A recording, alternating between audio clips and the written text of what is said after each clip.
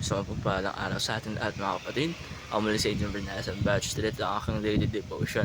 At ngayong araw ay pag-uusapan natin ay the problem with hidden seas at Chan. At ating Bible verse mula sa Joshua chapter 7.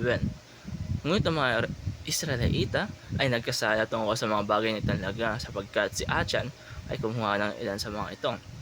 Ito ay ayon sa Joshua chapter 7 verse 1. Pagkatapos ng malaking tagumpay sa Jericho, natural na akala ng Israel ay tuloy-tuloy na ang panalo. Maliit na lungsod lang ang ay parang madalit lang. Pero sa Joshua chapter 7, nagulat ang buong bayan ng sila ay matalo. Hindi dahil kulang ang strategy, hindi dahil mahina ang hukbo. Ang problema ay may nakatagong kasalanan.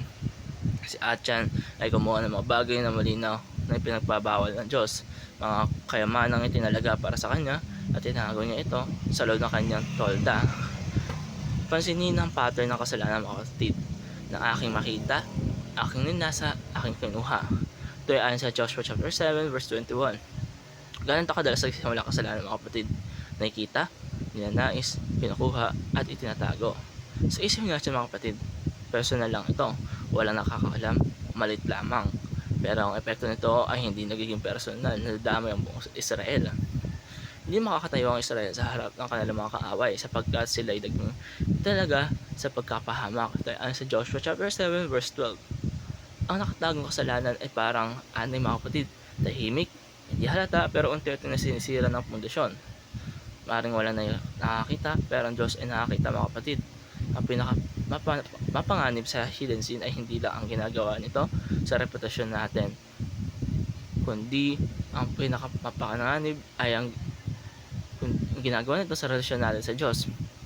Nawawala ang kapangyarihan, nawawala ang tapang, nawawala ang presensya ng dating malinaw.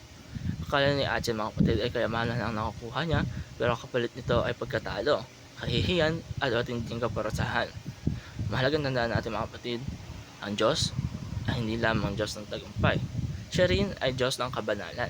Ang parehong Diyos na nagpabagsak ng padera ng Jericho ay siya rin hindi pumayag na palampasin ang lihim ng kasalanan. Kaya mga kapatid, may mga bagay ba tayo sa ating buhay na inisip natin na wala namang nakakaalam? May mga desisyon ba sa tayo na tinatago, mga compromise na maliit lang sa tingin natin? Ang tanong dito ay hindi kung alam ng tao, kundi kung ano ang ginagawa nito sa ating puso. Ang hidden sin kasi mga kapatid ay hindi natin na maliit, lumalaki ito hanggang maapektuhan ang buong direksyon ng buhay. Ang mabuting balita ay hindi kailangan manatiling nakatago ang kasalanan ng mga kapatid, dahil ang Diyos ay handang magpatawad kapag magpagsisisi at pagbalik sa Kanya. Kaya mga kapatid, dito nagtatapos sa aking daily devotion. Maraming salamat sa panonood.